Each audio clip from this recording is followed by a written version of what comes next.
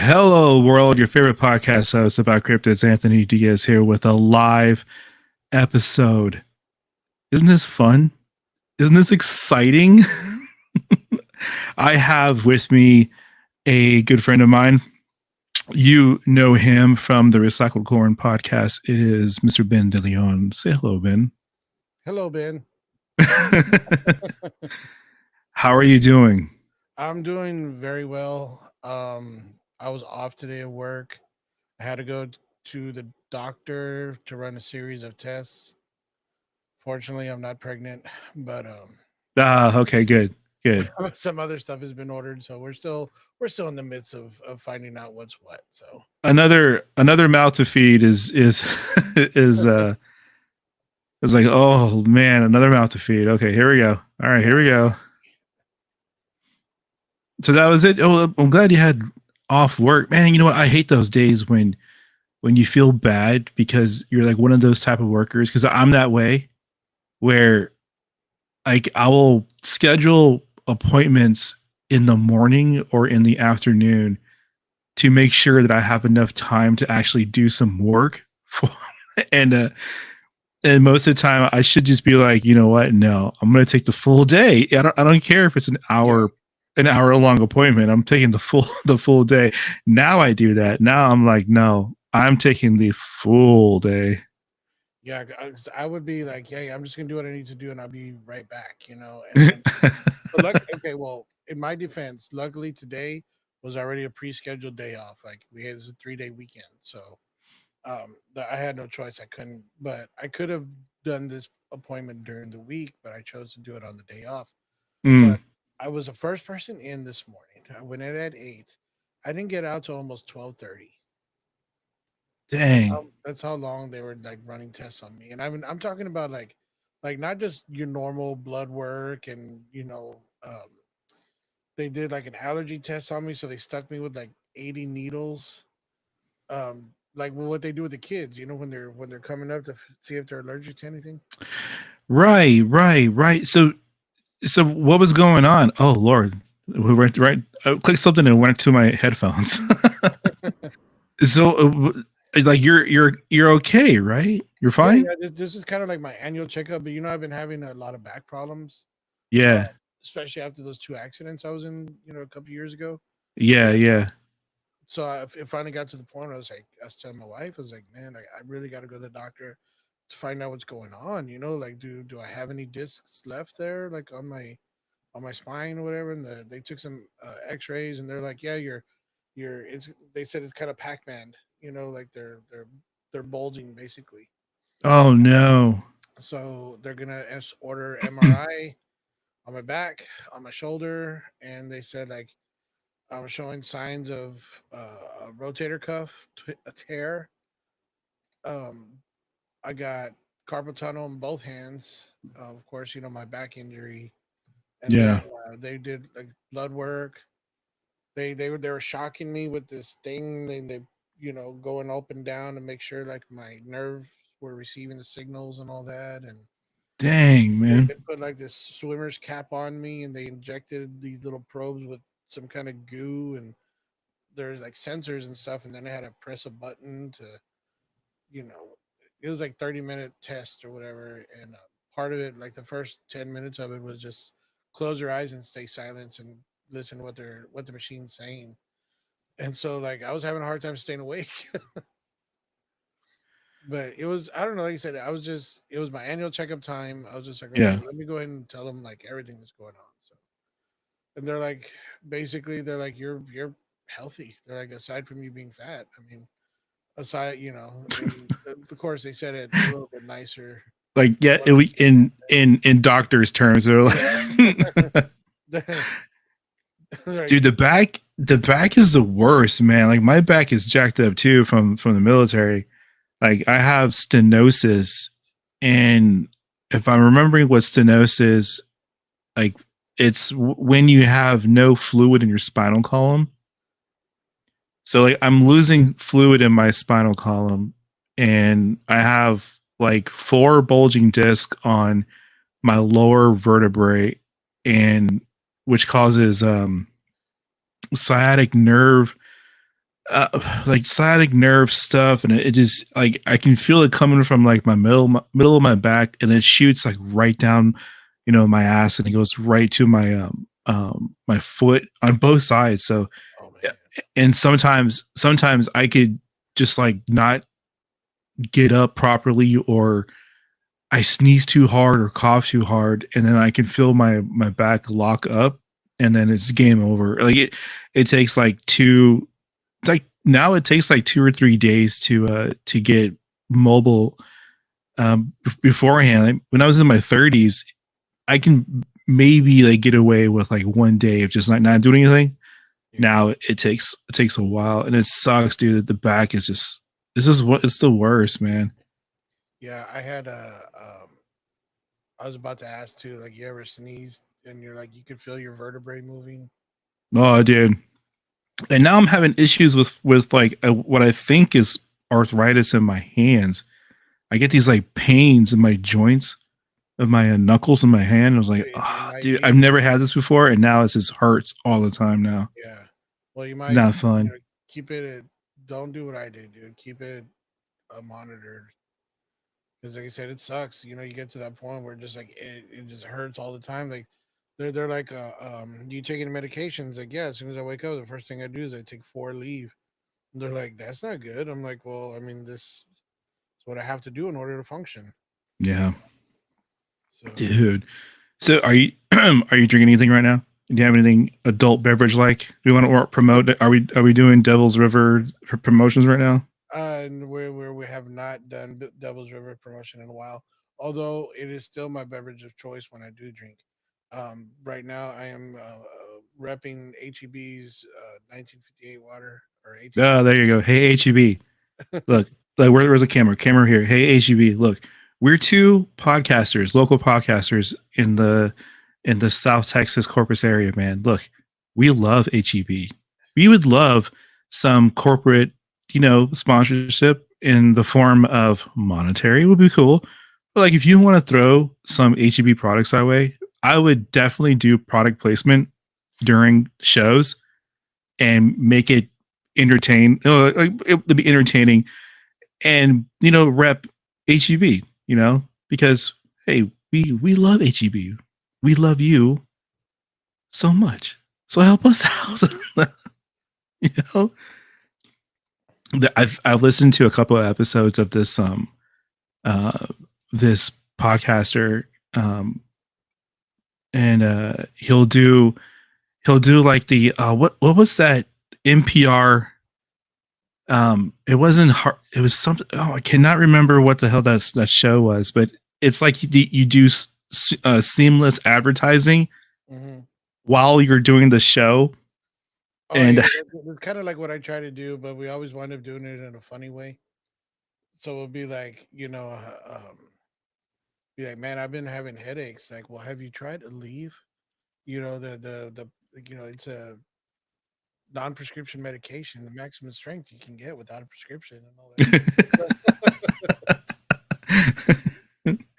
oh man, so I just got back from Austin. I went up there to solidify some stuff for T Fest, and everybody out there who's in the Texas area, you want to have an awesome time next year in August, and with some board games, some TTRPGs. We're gonna have a board game convention in Pflugerville at the conference center. And for more information, you can go to tfest.org. That's tfest.org.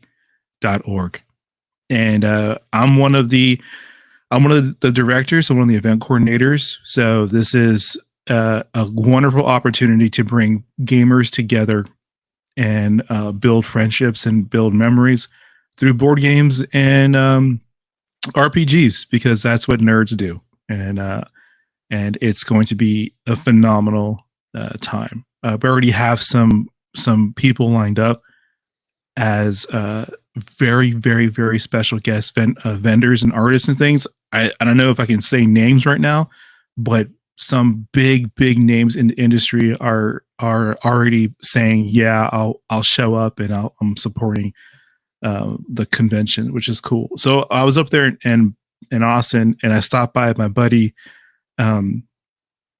Dave, who works over at Independence Brewery, and I picked up this stuff called Golden Bay Cryptid Oh wow.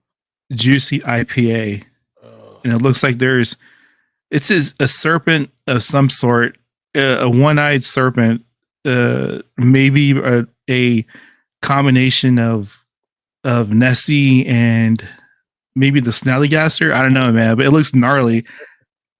But it's a juicy IPA. Snallygaster. It's such a cool word. The Snallygaster. It's a juicy IPA. It's 6% alcohol. I mean, it tastes really, really, really good. Unfortunately, I think it's only sold at the brewery in Independence. Oh, I love that sound. And and I was going to get more, but I'm going to be in Austin again very soon because now that we have this thing in Austin, I'll probably end up going maybe once every other month up and leading up to the convention. And then I'll have to be there like almost every month to make sure things go smoothly, talk to the hotel if I have to, the convention center, and make sure things are in order and things like that. Because my business, Alpha Line Productions, is front running everything. It's the LLC behind everything. So this is a adventure, but it is a fun adventure. I'm excited. It's gonna be cool. Yeah, I mean that's usually where the best things happen, is just on the other side of your comfort zone, so Oh yeah. it's cool to see, people that I know actually like going out and doing things. It was one of those things, like if you read the bio, if you go to the website, again, tfest.org, tfest.org, and you look at the bio, like we've been gaming as a community, like just our group, for like since 2009, 2010. And so we all kind of were in the same boat where it was starting to get too large, and cramming like 40 people in one of our friends' living room to play board games and Dungeons and Dragons and Pathfinder and stuff like that. And so like the next logical step we were thinking about is, why don't we just do a convention? We'll do a larger venue, and maybe we'll just do it for our group and see what happens next. But then we were like, no, if we're going to do it, let's go,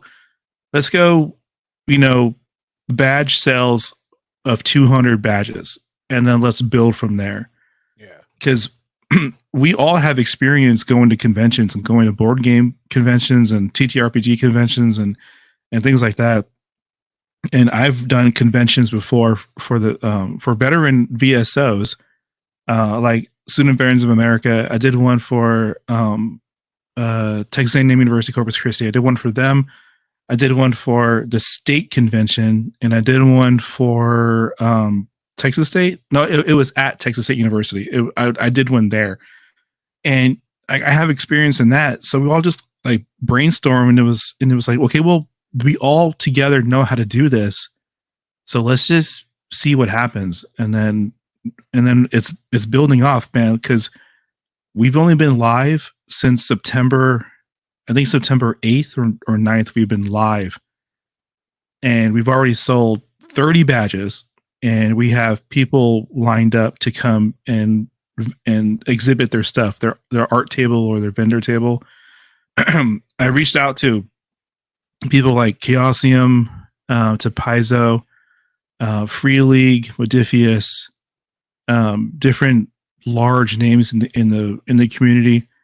And we're hoping for the best, man. But if we can just get one of those guys to jump on board and be like, hey, we believe what you're doing, as a convention, then I think it'll speak volumes of what we're trying to do for Central Texas, and just bring people from different cities who love board games and things like that, and just have fun for the weekend, And Austin's one of those weird towns where something like that could just friggin' take off and go viral. You know. Oh, dude, we hope, man, because we can't be as large as Gary Con. We can't be that big because that's just massive.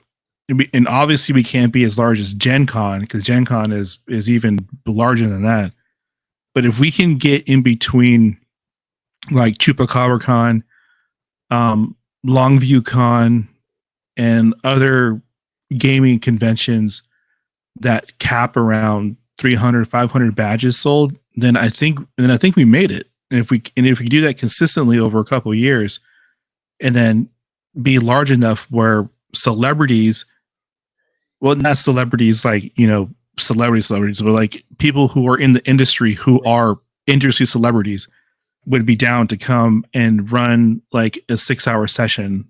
Like it would be awesome to have someone like I don't know, like Paula Deming, who is a board game aficionado, I guess, and an influencer board gamer, or even like Will Wheaton, Becca Scott, to have them come down and just promote games because that's what they do, and run a 4 hour session of their favorite game, or have someone like Brennan Lee Mulligan come down and do like a 6 hour one shot D&D session. That would just be so badass that I have absolutely there's no topping that unless we get like, I don't know, we get like Henry Cavill to come in from England to run a Warhammer 40K session, you know, because that would just be dope as fuck. But oh man, His wife was be trying to molest him the whole time. all the little fan base, and Henry's over here just wanting to play games. I'm just trying to play a game. No, but like I said, like what I had posted earlier in the year, I think Corpus needs a creator convention. I think we need something where, like you're saying, like bring in industry professionals, bring in the people who make the tech and are willing to show off the new stuff, come into the town and have that opportunity to showcase what they're bringing new to the industry. I think Right. Corpus is a perfect place for that because I mean, you think about it, like we have such beautiful views, such scenic, seaside. Just to see alone is makes for incredible pictures and content and all that.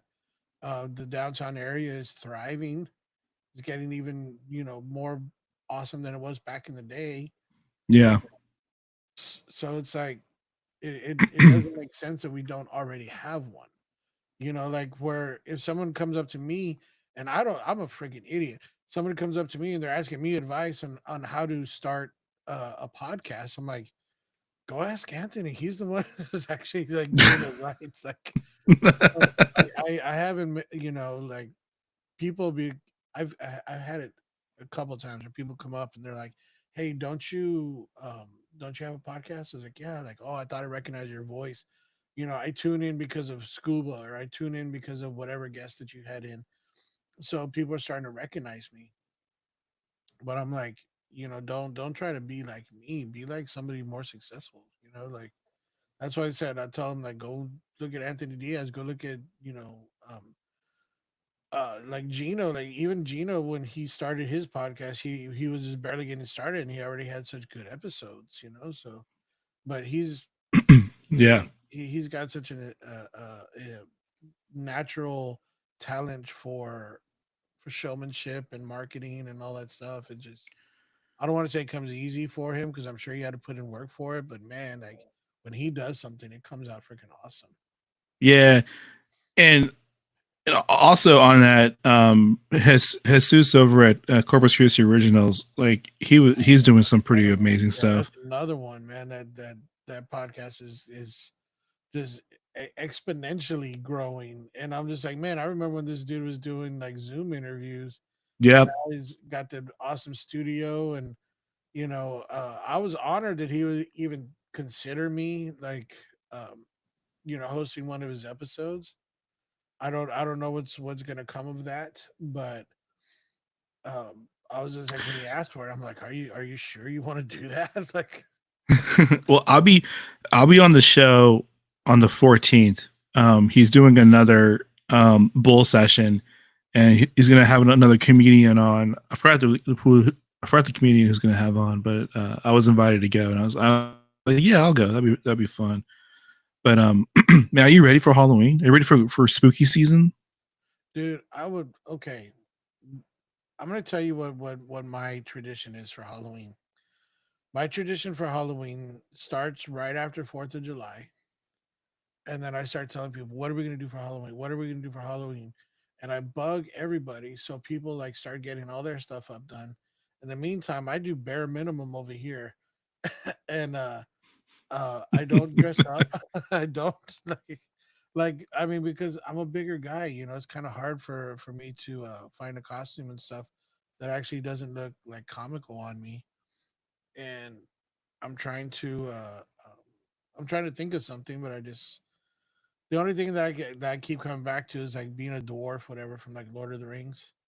But Oh yeah, yeah. getting all that freaking armor and furs and weapons and all that, it's like it's because I remember when I was a kid, Halloween being cold, but now as an adult, I just remember sweating every year. Yeah, I mean, I grew up on the East Coast, so Halloween for me it was already getting cold. Like I remember like the probably my most favorite costume that we put together was I was a dead altar boy. So I had the garb and everything, and I had this giant rosary on. I think I had giant rosary on, but I had like this ghost face and like blood, fake blood somewhere. And I kept on telling people that I dropped the Eucharist, and so I had I had died. You should say I turned down the priest. Yeah, man. I don't know. Someone might get a little offended of that. The views of the Recycle Cord podcast and its host Ben DeLeon does not reflect those of Anthony Diaz and the 50 States of Terror podcast. Right. I learned it from Scuba. I learned from watching you, Dad. So I learned it from my assistant. So I had some stuff prepared for a topic, a show topic. If you wanted to go into what I had prepared, we can definitely go into it. Yeah, I What, do mean you- what it's your show, man. Like I said, I had some questions here for a Q&A if you wanted to do that also. So Oh, so you did have questions for Q&A? yeah, I have like a series of basically I don't want to say generic questions, whatever, but stuff that people have asked me like over and over again, like frequently asked questions, I guess you could say. Okay, well let's do a couple of let's do a little bit of the top I had because this was really spur of the moment, and I did have a couple of things that I wanted to ask you and Scuba, but since I only have you on, I'll ask you. So the show the show 50 States of Terror does concentrate on cryptids and things like that, paranormal, and then ventured into aliens, but I also wanted to venture into conspiracies Okay, because who doesn't like a real good conspiracy, right? I know I love them. For real. So, all right. So, what the question I wanted to ask was, what is your favorite conspiracy? The moon landing is a hoax. The moon landing was a hoax. Okay, so that's usually the top one. What about the moon landing? It is has you on the fence of it being a conspiracy. Well, because people are now producing evidence of, the Van Allen belt, saying there's no way you'd be able to make it through all that radiation and just the little suit and still survive. And um I don't it's in about just certain things, and people are like, okay, how could this have happened if this was, what was really real. And what honestly I think happened was that the United States was was such at odds with Russia trying to get to, who's going to make it to the moon first, Right. that they came up with a contingency theory or a contingency plan that if they couldn't officially, like truthfully and honestly land on the moon, they were going to shoot footage to where they could present it to the populace saying like, okay, here's the proof. But somehow, and even though that they really did land on the moon because the reflectors that are up there and all that stuff that they use to like bounce lasers off of, Right. that if that didn't, like if those reflectors weren't up there, then you could say like, okay, well, we didn't even make it up there because there's no, reflectors, whatever. But since we were able to do that, that somehow this footage found its way out anyway. So Right. some of the footage that is out there is from the faked moon landing, but we actually did do it. For a while, that was a real good one. And I remember hearing stories of of uh fucking of Neil being asked like on the street if the moon landing was faked, and he'll just get so irate that he'll sometimes punch just random people Yeah, on I've the heard of that. I can. yeah. um have you ever been to the Johnson Space Center No, in Houston? have I ever been pimp slapped by by Neil Armstrong? I was no, but that'd be interesting. So when I was working for Fish and Wildlife Service, when I came up with the story, my book about the government agencies housing cryptids as a protected species, we got to go on a private tour around the Space Center. So I got to go inside of the original 1960s NASA Space Control Center, Oh, nice. and I have pictures somewhere, and I think they're on a hard drive somewhere. But I need to see if I can get those rescued, because the drive doesn't work anymore. Like you can hear it, but the thing doesn't spin, so I can't get any of my pictures. But anyway, so I have pictures of me in there, like grabbing the oh shit handle, because they had those little. There, it was funny is that whole thing was made by Ford. The yeah, all of the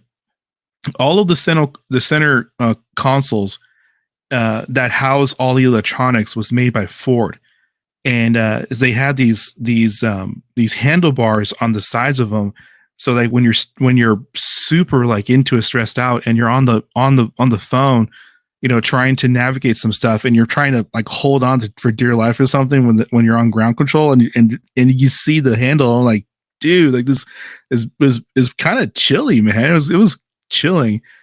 But we also got to see we got to see an astronaut do training missions inside a large pool of the training pool, and there's a replica space center, space station,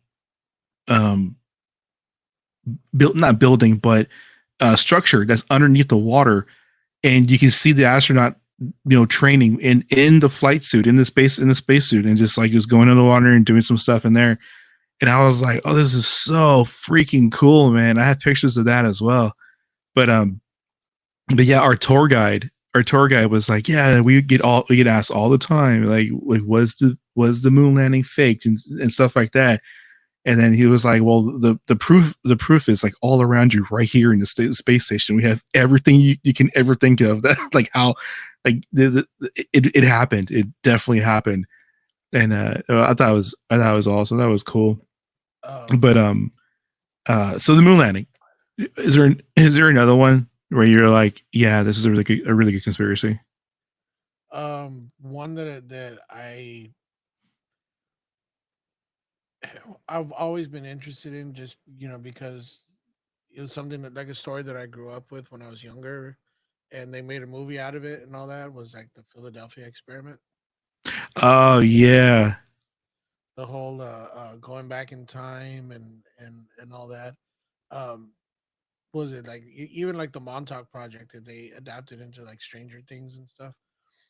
Uh, those stories have always been like really fascinating to me, because I wouldn't put it, out of the realm of possibility for the government to be involved in some kind of, you know, operation that would allow them to go back in time and like influence or even change things.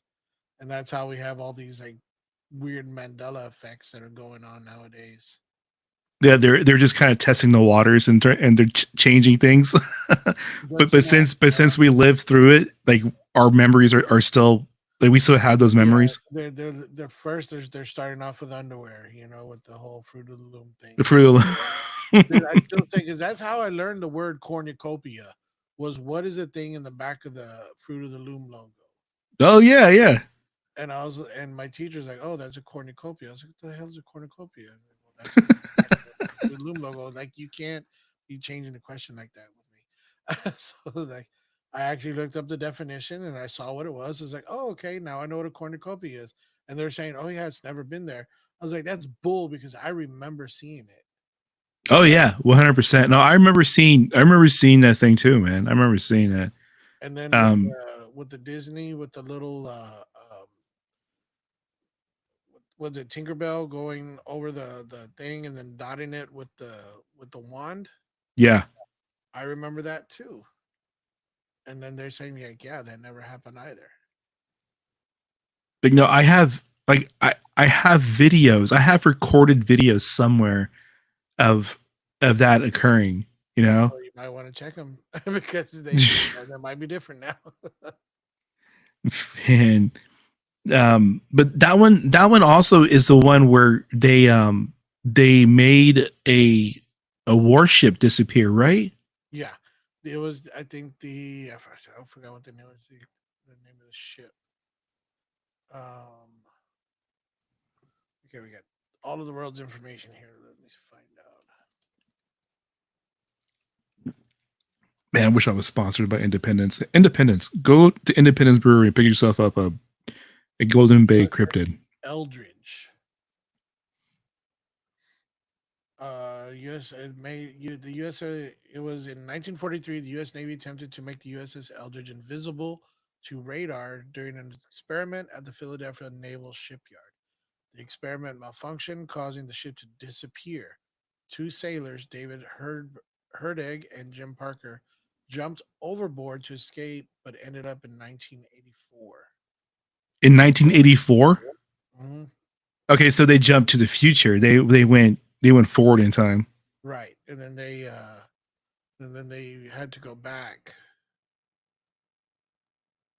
So There was a couple of things floating around about some people being able uh, to time travel and produce like photos of them with like cell phones or some shit like inside of uh these old school photos, and some of them look really good. Some of them look legit. Some of them are like spot on, but some of them are just they look ridiculous. But that always interests me about the about that those are those like project. time displaced objects. Like, have you seen that? They found an artifact in a tomb that looked exactly like a wristwatch. It even had like writing it like "made in Switzerland" or something like that on it. Oh, really? Yeah, like, let me see if I can find a picture of it. I know there's a couple of Sumerian. I think there's Sumerian tablets that resemble phones, cell phones, or tablet, or like digital devices in general. It's always fascinating me about that. Like, it's like, man, if this is true, then man, I would like to vacation in the 1960s. Probably, I wouldn't mind seeing Jimi Hendrix live. Okay, I'm gonna send you this. I'm gonna send you this through Messenger, and you can check it out. And if you can share it, Oh dang! Here we go. What is this? All right, for the listening audience, I have a. It is a bizarre finding of a Swiss ring watch in a sealed Ming Dynasty tomb. Okay. Yeah, it looks that can't be real. Is that real? it's real. Okay, so for the listening audience, it looks like a watch, but it's a ring. Yeah, it's a ring in the shape of a wristwatch. Yeah, wrist. It even has time. It looks like the time is like 11:05. hmm Yeah, it says 400 years and dated to the Ming Dynasty, who ruled between 1368 and 1644. Yeah, it says uh, um, artifact that created after the establishment of the present state of Switzerland. Wow. Okay. All right. My conspiracy brain is already firing on all cylinders, man. This looks good. I like this. The website is Ancient Origins, Unraveling the Mysteries of the Past. Okay. Wow, there's so many freaking pop-up ads. I'm gonna have like 44 different viruses already. That's why I use the Brave browser. It already has a built-in ad blocker and all that. So Brave, if you want to follow us, also. Man, speaking of that, dude, some jackass took my card information and bought something with my car without my authorization, and I had to cancel my card and get a new one. Yeah, that really just ticks me off. Really. It's so annoying. But back to conspiracy. So I found two conspiracies that turned out to be true that I absolutely love them, and they're fairly well known. The first one is Watergate. I love that story of Watergate. Excuse me. The fact that it dives so far deep into like what was going on in the re-election of 1972 with Richard Nixon and George McGovern, and like the people who turned out, the people who actually were doing the illegal activity were CIA agents, and they were trying to re-elect President Nixon, or then they're trying to re-elect Nixon, and like it fell so far deep. And if anybody is interested, there's a really good article from the University of Virginia Miller Center, and it goes into full-blown detail about Watergate, how it started, and the outcome of it, what happened in between. Is such a great article. It's so fascinating. And the other one is Operation Snow White. You know what Operation Snow White is? Remind me. Operation Snow White was the Church of Scientology in the 70s were recruiting its members to infiltrate government facilities and government agencies to erase anything negative about its founder, Ron Hubbard. Is that his name? I think his name is Ron Hubbard. Yeah. L. Ron Hubbard. L. Ron Hubbard. Yeah. They were trying to erase everything negative. And I'm talking about, they were going into IRS. They were doing like government, I don't know, I don't know, like voting records and shit like that. They were just trying to make him look like an angel. and this was in the 70s. This was called Operation Snow White. That turned out to be true.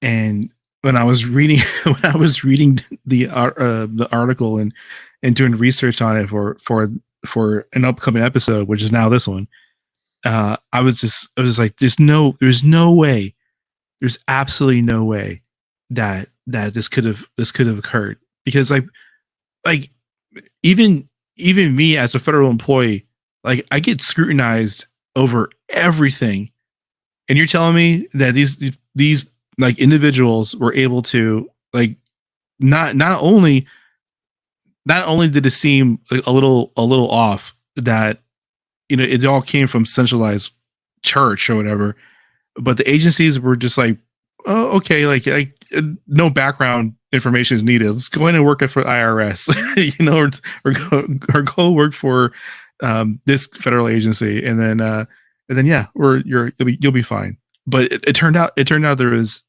a large number of Church of Scientology people who were infiltrating federal agencies to make its founder look like a saint.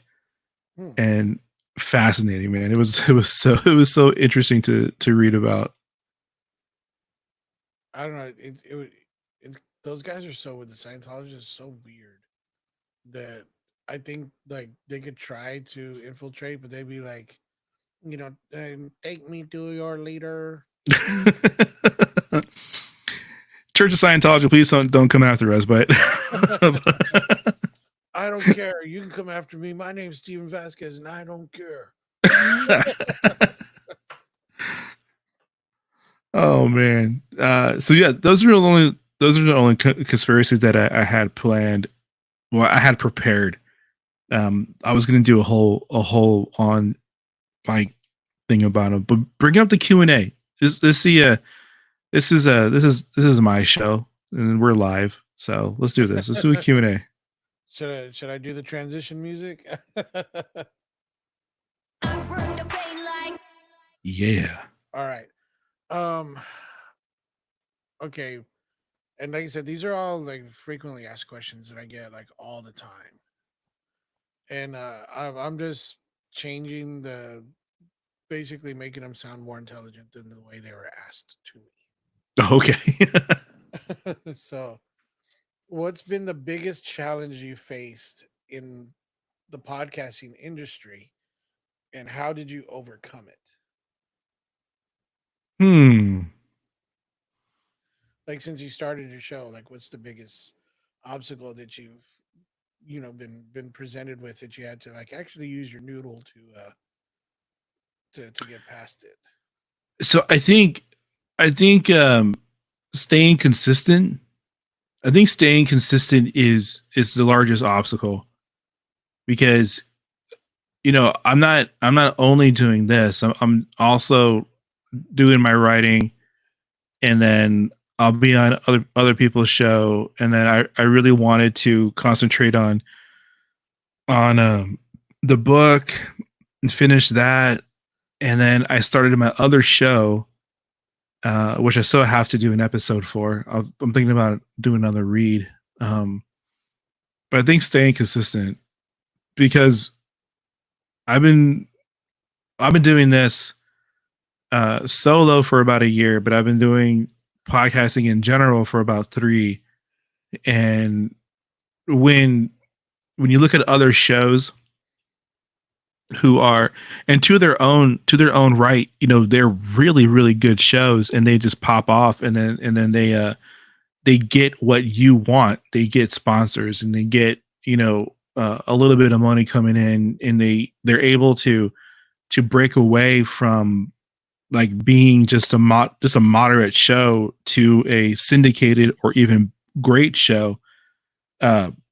It's getting over that, and just knowing that if you just stay consistent and you just do something, whether it's every other week or you post something every day, the algorithm will just, it'll work its magic. And even though you have, you know, slow growth is still growth. Right. So So that's that. Because I know I'm a better conversationalist than I was like a couple months ago, and even before that, even like three years ago, I'm a better conversationalist, and I think I'm a better podcaster, if that even makes sense. But Let me ask you something that kind of goes along with this. Okay, when you meet somebody new, do you find yourself kind of like interviewing them, like when you're asking them questions, like now you know more, like so what do you do, where are you from, where'd you get your degree from, or whatever, like, well, what do you do for a living, like how do you get trained to do that? so I've always been able to do that on a social setting, but like in front of a camera on a microphone for the longest time, it was just so awkward. Like it's because it just it didn't feel organic, and nothing felt as if it was just two people or two or more people just having a conversation. If I'm sitting, if I never met you and you just sat in a stool next to me at a bar, oh, I'm able to like to grab something from like either your side conversation or just in general, maybe the drink that you ordered, and start a conversation from there, and then lead into, oh, like, where you're from, like, what do you do, boom, boom, blah blah blah blah. But when it came down to doing it like on command, when I'm inviting somebody on the show, like it never felt it never felt right. And now it feels way more, it feels easier to do it now, because you do something for long enough, you just kind of just it just happens. Yeah. But I mean, I think it doesn't necessarily go into like an interview phase, because I've always been able to do that. But I think now I think now I have more social cues also, to where like if the person just like doesn't want to talk to anybody, I'm like, oh, no, You're just we're okay, more we're aware good. of it. Yeah, it's like I'll just swing over here then. I know, like for me, it's helped my I guess you could say confidence.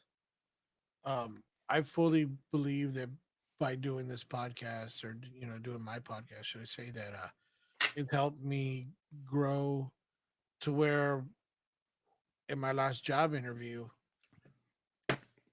I didn't feel any nerves. Like I'm used to being the center of attention now. I'm used to people looking at me, and whereas before it was all like, oh, I don't want no one to pay attention to me or whatever, like which is so weird, because like I was always like the class clown and everything, like growing up, so attention was always on me. But you put me Yeah, in front of a bunch of strangers and I would freeze.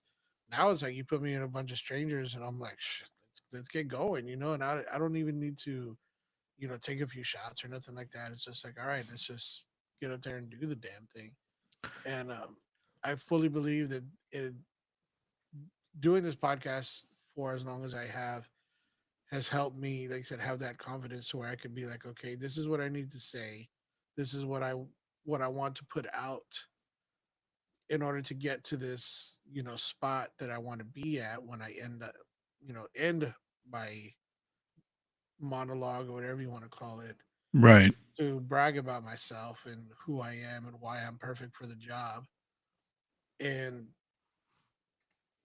I owe that all to, first off, being able to overcome my fear to get started in karaoke, and then meeting Scuba and my other friends who started podcasts, and seeing like, I can do that. I mean, like, until eventually, like, they're not even doing it anymore. I mean, Scuba is, but mainly off of us. Like, he's so busy doing all his other like 100 projects that he has going on, that he doesn't have time for his own podcast. But hopefully that'll be starting up again soon. And I just want everybody to have that little bit of limelight. You know, I want all my friends to succeed at their dreams, Yeah.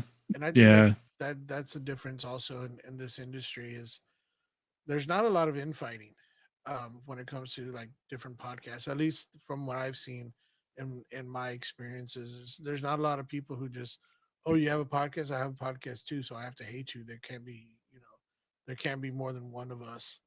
It's like everyone around here is like, oh, well, what can I do to help you? Like, you want some information? Like, do you need help editing or whatever? Like, people are so like awesome, and it's like, well, why can't we just be like this as a population? Why does everything have to be so divisive? Yeah, and once you get the bug, the podcast bug, like I was I did an episode with our friend Marcos, a fan of the show, and it was Kaylee, myself, and Marcos. And like afterwards, I asked Marcos afterwards. It's like, okay, so after your first podcast experience, not hosting, but being on a show, like, do you feel like you want to go buy a microphone and just talk to nobody? And like the first thing was like, dude, I kind of want to. It's like, dude, it's a bug, man. It's a bug. And what's interesting about it is that you can do it to where you have, like, you don't have to be the number one podcast in the world. You can be. It's possible that you could, if you have the content and you have the people and the right conversation skills, and you have a little bit of column A, B, C, and D all mixed in. You can be like the very next best big thing. But it's also very interesting to when you're talking to people who don't want that. All they want is just to have the freedom of sitting in a dark room or sitting behind a camera and just either talking to nobody or talking to an audience. And like I think you can have the best of both worlds. But it's one of those things to where it's a weird thing to get into, but it's also very enjoyable, and it does help you socially. It does help you, um, verbal skills, and it does help you. Um, it does help in like the anxiety part of it too. Like you have to get rid of some anxieties when you're talking to somebody new, Yeah. or putting yourself out there. So I mean, so yeah, um, yeah. In a roundabout way, like I think the biggest hurdle is just staying consistent, and that's what kills a lot of podcasts too. Is is not staying consistent. And I know I miss deadlines almost all the time. Every month, man. Sometimes I'm just like, fuck, I need to get an episode out. So let me just do this real quick and Yeah. put some on there And so I can.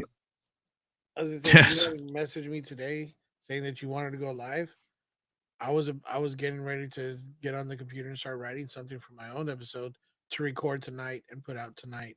But Scuba was busy, and the episode that I wrote for us to do together, just it didn't happen this week. Yeah. There was a lot going on, and so we just didn't have time. So I was like, okay, well, I at least want to put something out, but it just didn't happen. And I think that's what listen, I love it that my friends are doing things to follow their passions and all this, but it also sucks when you have to count on somebody. So that's why I'm thinking I'm gonna have to be making a lot more solo episodes, which I'm getting more comfortable with, so I don't mind it so much. Um, the last solo episode I did, I think it was like 20 minutes long or something like that, which is Oh, really? actually a lot of time for me to be talking to nobody. Oh man. All right. What's the next question on your Q&A? Okay, what tools or software do you swear by for editing, recording, or producing episodes? I I'm bougie, dude. I'm bougie. I pay for that Adobe Premiere.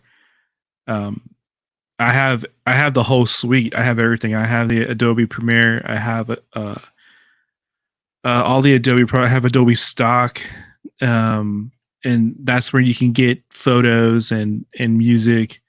I have Adobe Audition, Photoshop, Premiere Rush, Bridge, Illustrator. I was thinking about doing illustrations for these YouTube videos and making some characters and putting them in the show or whatever, and also doing promos for other things. I was going to use Illustrator, just get my hands like deep into it, just in case like someone else needs help on their stuff. I know how to do it. But yeah, I'm bougie. But for me, I mean, it's expensive, but the show doesn't make a whole lot of money, but it pays for half of the Adobe suite. So I mean, it's not too bad. Well, I'll tell you what, like going back to the original question that I asked about biggest challenges, one of the challenges that I've faced in my podcasting career is finding the right sponsor. I've actually been approached by a few um, corporations, entities, whatever you want to call them, individuals, businesses that have wanted me to or have wanted to sponsor the show, but they're like, but we'll give you this much money to talk about us, but we want you to change the way you do this, or we want you to not talk about this or make fun of this or whatever. And I'm just like, you know what, like, even though I would really appreciate the money, it's not life changing money to where I'm gonna be like, yes sir, master, whatever you need. Like, I'm not gonna do that. I'm not gonna sell my soul to somebody just for a few shekels. What I want, the reason that I started this is so I have final say about Right. what I talk about, what I joke about, what I, you know, take on as a sponsor and all this. So the I guess the fact that I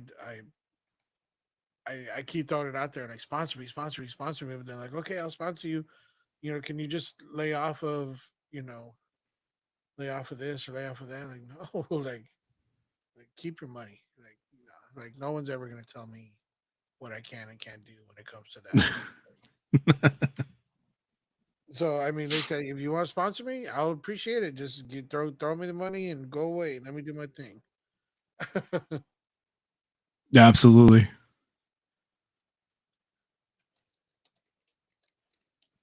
Got any more of them questiones before we hit the hour mark? Scuba's asking if we're still doing it. Yes, yes. Okay. Oh, well, I was gonna say equipment that I use. Obviously, I was one of the first adopters of the Rodecaster Pro 2, and the what is it? The Rodecaster. There you go, Rodecaster Pro. Mm-hmm. And I got a bunch of Rode products, so I'm a huge Rode head. Get it, Rode head. Anyway, um, but yeah, I swear by the Rodecaster. I mean, this thing's awesome. Yeah, that is one of my um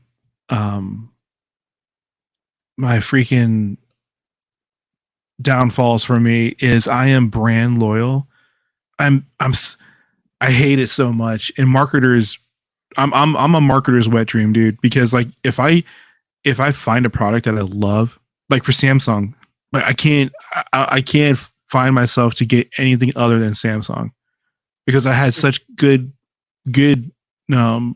like history with the products that I'm not going to stray away from Samsung. I'm not going to try something else just because like it's the new exciting thing. I want something that's reliable that I know I can use. And the one thing that came up was Rode.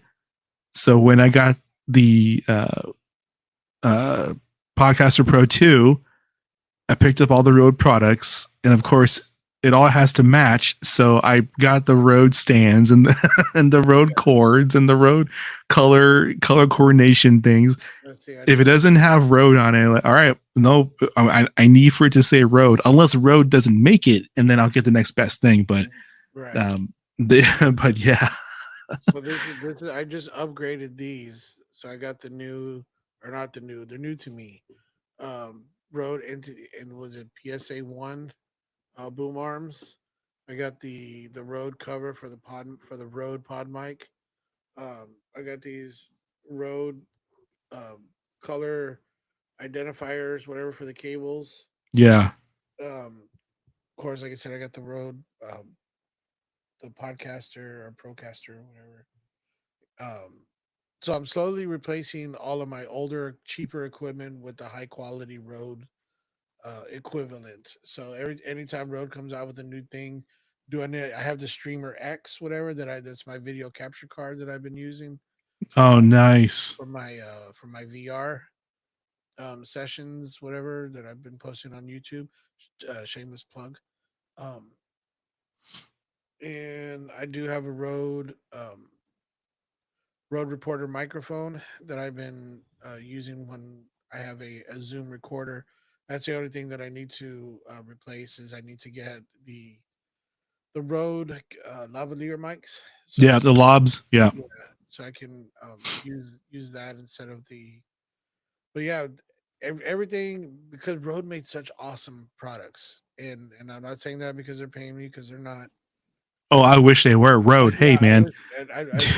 I'm on their socials all the time. Like, hey, I am. sponsor a podcast. Like, come on, I use your stuff. I talk about it all the time, but unfortunately, it hasn't happened yet. But I'm hoping on it, because, like I said, I am very brand loyal to Rode, and that's one of my first things is when I see a new product, any kind of product, does Rode make an equivalent? Or, if it is a Rode product and they are a little bit pricey, what do I got to get rid of so I can afford it? I am going to get the caster video. I'm going to get it. Only because I'm going to get it only because, like, if anybody who wants to use my equipment for my business, because what the business is, I have a mobile recording studio, so I can go to your place of business and set up a podcast station where you can do promos, or you can just record an episode wherever. And that's like the flagship of what my business is. So the next best thing is if I get a studio or I build a studio, I definitely want to be able to have video. So I want to do the Rodecaster video production console, and I am super excited to get it. I can't wait. It's probably gonna be until Christmas, but I'm going to get it. And the only thing that I don't use Rode for, huh? It's like 1,200. Yeah, it's like $1,200. The only thing I don't use Rode for is this setup. This is all Logitech. So I have the Yeti Blue, the Logitech video, the streaming video, and I have a Logitech boom arm and the Logitech system.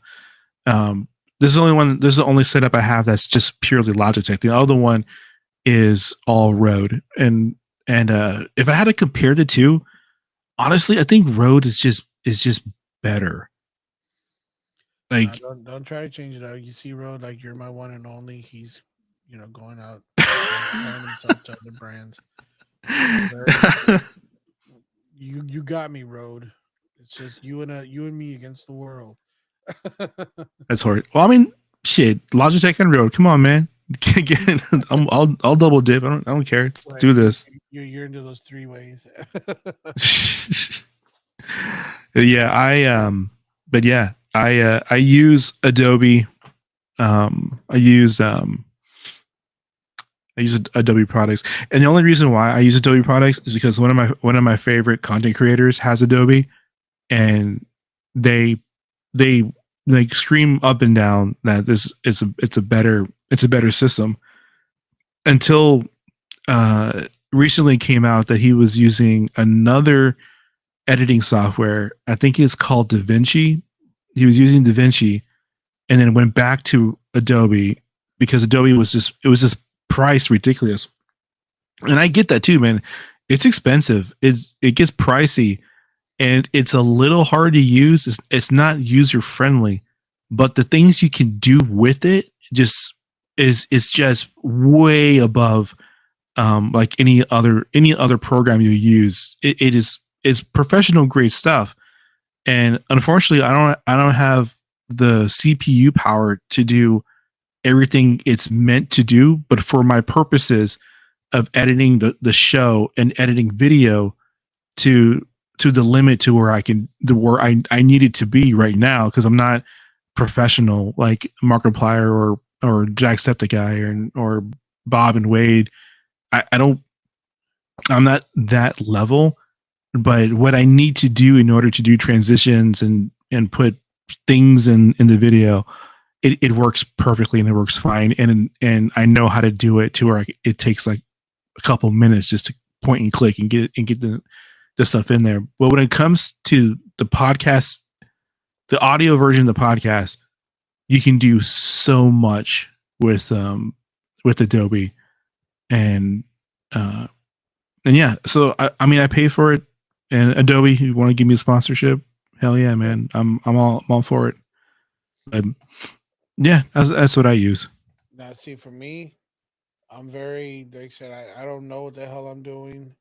I learned a little bit of how to use Audacity, just enough to cut and paste and you know mess with the levels here and there. But other than that, I don't really know nothing about editing, so I can make my podcast sound not so daft.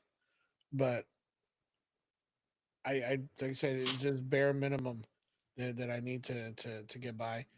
That's one of the other reasons why I keep putting off getting a video uh like consistent whatever.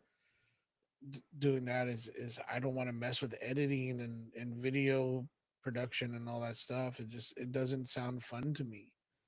So I'm just like, okay, well, until I can afford to pay somebody to do that for me, or somebody who wants to be a part of the show that can already do that, um, I think I'm just gonna have to stay with a occasional, live stream, whatever, using a cheap, uh, cheap camera webcam Yeah, that I bought at Ollie's for $13.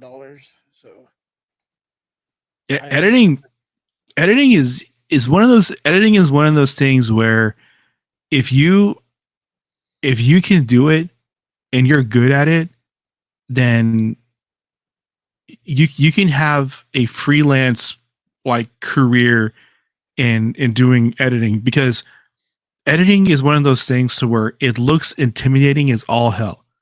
Because if you look at sound, if you look at the sound signatures, and you look at the, like, especially when you have multiple people on different channels, and you're trying to sync stuff up, you're trying to add, effects or music or fade in, fade out, and you're looking at decibels. Okay, so this mic wasn't picking up any gain. All right, how do I manually pick up gain? Oh, I use this to increase this volume, and especially and then that's only the audio version. And then you looking at video, like, man, I gotta make a thumbnail. How do I make a thumbnail? It's like, shit. All right, well, I can go to Canva. Canva's pretty easy. Like, Adobe has Adobe Rush. I can make a thumbnail there. And then, oh well, my video is pretty lame. Let me add some stuff. Let me add some overlay. Okay, what's an overlay? Let me Google what an overlay is. Like, all right, let me get some effects, some sound effects. Like, oh man, there's so many to choose from. How do I put them in? Like, why isn't the sound syncing up anymore? And then you figure everything out, and then eventually, it's just like this weird, awesome puzzle that you're putting together for someone else to view, and that's what gets me excited when I'm doing the editing the portion of the show. Is, oh man, you know what, this part will have an awesome place to put, I don't know, like a howl or something, especially on the other show, my other show, Narrative Quest, when I'm doing doing my reads, sometimes I kind of just do the sound effects like afterwards and just make it all just form together, you know? As you can say, I just do them with my mouth. But I don't know. Like I said, you're a lot. Like I said, I fully admit you're a lot more intelligent than I am when it comes to that stuff. And you have the patience for it. I just don't. So, um, I don't know. Like I said, I wouldn't even know where to go to get the knowledge to do all that stuff. I know YouTube has a lot of videos, but I have a lot of questions, and not being able to talk to somebody in person to be able to deal with that. Eventually, like I don't know if recycled corn gets to that point where I can afford to bring somebody on or pay somebody so that I know for sure, like, okay, they're going to be there because I'm paying them to be there so we can record. That would be different, but as it is Yeah. right now, I mean, I think I'm kind of good the way things are. Like I said, if somebody just wants to throw me some money so I can talk about the product, every now and then, like I'll do that too, but I don't I don't want them to try to like throw out conditions for me. Either you accept me the way I am or you don't. There's really Right. no in between. Yeah. Well, we're at the little over the hour mark. Um, Ben, where can people find your show? Well, if you Google recycled corn podcast, or at I am Ben De Leon, you'll find us. If it's the black background and you see the ear of corn with the microphone, that's us. Just click on it, follow, like, subscribe, do all the things, do all the stuffs, and send Scuba, random pictures. He loves that. So just put a hashtag Ben and Anthony say hi.